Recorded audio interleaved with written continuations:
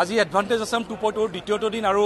দ্বিতীয়টো দিনত পুৱাৰে পৰা বিভিন্ন ধৰণৰ কাৰ্যসূচী চলি আছে আৰু বিশেষকৈ অসমৰ বিভিন্ন ক্ষেত্ৰত কেনেদৰে বিনিয়োগৰ সম্ভাৱনা কেনেদৰে বৃদ্ধি কৰিব পাৰি সেই লৈ আলোচনা অনুষ্ঠিত হৈছে আৰু কিছু সময় পূৰ্বে অসমৰ যিটো ষ্টাৰ্টআপ যিটো মুভমেণ্ট বুলি ক'ব লাগিব অসমৰ ষ্টাৰ্টআপক লৈ এটা মুভমেণ্ট আৰম্ভ হৈছিলে কিছু বছৰ আগত আৰু সেই লৈ আজি এটা খুব ভাল আলোচনা হৈছিল আৰু এই সন্দৰ্ভত অসম চৰকাৰৰ এগৰাকী মন্ত্ৰী পীযুষ হাজৰিকা ডাঙৰীয়া মোৰ সৈতে আছে মই তেওঁৰ সৈতে কথা পাতিম সামগ্ৰিকভাৱে অসমে আজি কি আশা কৰিছে আৰু ইতিমধ্যে যিবোৰ কালি আমি দেখিলোঁ যে 1.5 লাখতকৈ অধিক টকাৰ বিনিয়োগৰ প্ৰস্তাৱ অসম চৰকাৰে পাইছে আৰু আজি কেনেকুৱা ধৰণৰ প্ৰস্তাৱ অহাৰ সম্ভাৱনা আছে এই লৈ মই প্ৰথমতে কথা পাতিম কিন্তু প্ৰথমতে মই আপোনাৰ পৰা জানিব খুজিছোঁ যে কালি আমি যিখিনি দেখিলোঁ যে বহুত বিনিয়োগ আশা কৰাতকৈ হয়তো আপোনালোকে বেছিয়ে আহিছে আৰু আমিও দেখিছোঁ আৰু আজি কি আশা কৰিছে আপোনালোকে চাওক মোৰটো আশা অসমৰ এতিয়া বন্ধ দিয়া প্ৰদেশ নহৈ থকা নাই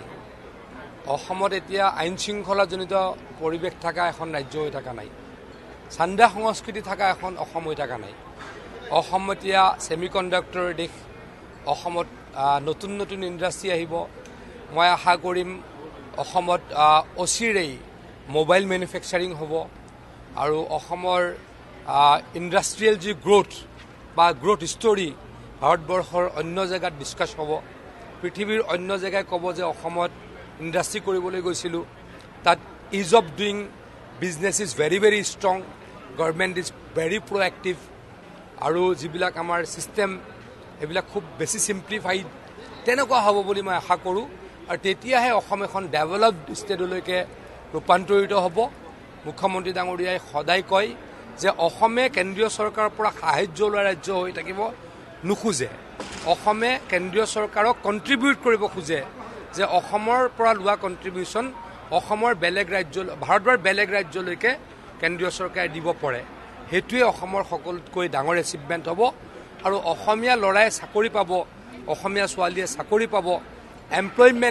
আনএমপ্লয়মেণ্ট ইছ্যুজ নাইকিয়া হ'ব সেইখিনি মোৰ আশা আৰু এই আশাখিনিৰ ক্ষেত্ৰত এই এডভান্টেজ আছাম 2.0 যথেষ্ট সহায়ক হ'ব বুলি মই আশাবাদী নিশ্চয় আজি ষ্টাৰ্টআপৰ বিষয়ে আলোচনা হৈছিলে তাত দেখিছোঁ যে আমাৰ ষ্টাৰ্টআপ যিটো ইনকিউবেটৰ চেণ্টাৰ আছে নেষ্ট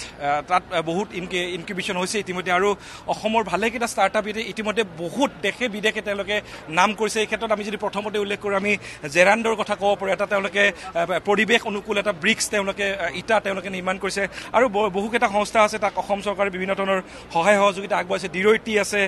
তাৰপিছত ক্ৰাফটিন আছে তাৰপিছত মাই 3D ডাটা আছে এই ধৰণৰ বহুকেইটা নাম আমি উল্লেখ কৰিব পাৰোঁ আৰু কি আশা কৰিছে ষ্টাৰ্টআপৰ পৰা ষ্টাৰ্টআপ ছেশ্যনটোত প্ৰিজাইড কৰিছিলোঁ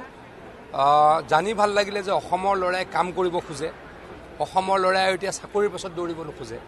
মই মিটিঙত কৈছিলোঁ অসমৰ পৰিৱেশটো আচলতে কি আমি জব চিকাৰ্ছ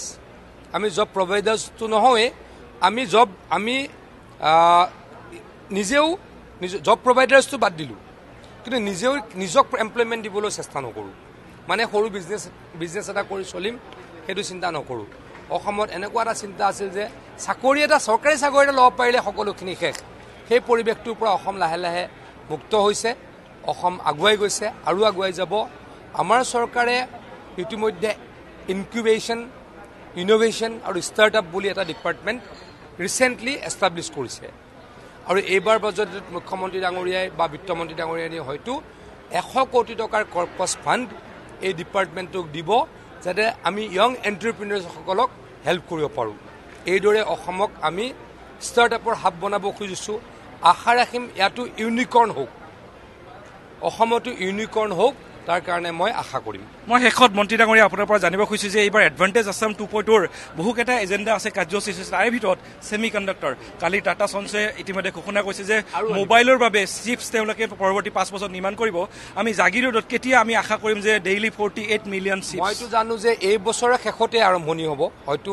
ডেইলি 40 মিলিয়ন চিপছ হ'বলৈ 2 বছৰমান লাগিব কিন্তু প্ৰডাকশ্যন এই বছৰৰ এণ্ডত আৰম্ভ হ'ব তেওঁলোকে আৰু ছেমি কণ্ডাক্টৰ ইণ্ডাষ্ট্ৰী অসমলৈকে অনাৰ এটা আশা আমি কৰোঁ টাটা কোম্পানী অসমলৈকে মোবাইল মেনুফেকচাৰিং ইণ্ডাষ্ট্ৰীও আনিব বুলি আমি আশা কৰোঁ মুঠতে অসমত আৰু ডাঙৰ ডাঙৰ কাম হ'ব অসমে আকৌ কৈছোঁ অসমে ষ্ট্ৰংলি আমাৰ দেশৰ এই যিখন ইণ্ডাষ্ট্ৰিয়েল আমাৰ যিটো map industrial map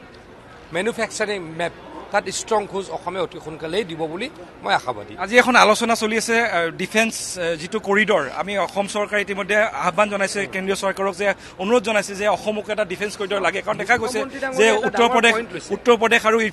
Uttar Pradesh আৰু তামিলনাডুত ইতিমধ্যে ডিফেন্স কৰিডৰ হ'ল, আমি অসমে আশা কৰিব পাৰোঁ নেকি? যুক্তি লৈছে, এইটো অকল মুখ্যমন্ত্ৰী ডাঙৰীয়াই ভাবিব পাৰে। যুক্তিটো হ'ল যে নৰ্থ ইষ্টখনত আমাৰ বহুতো এনিমি কাণ্ট্ৰিজ আছে।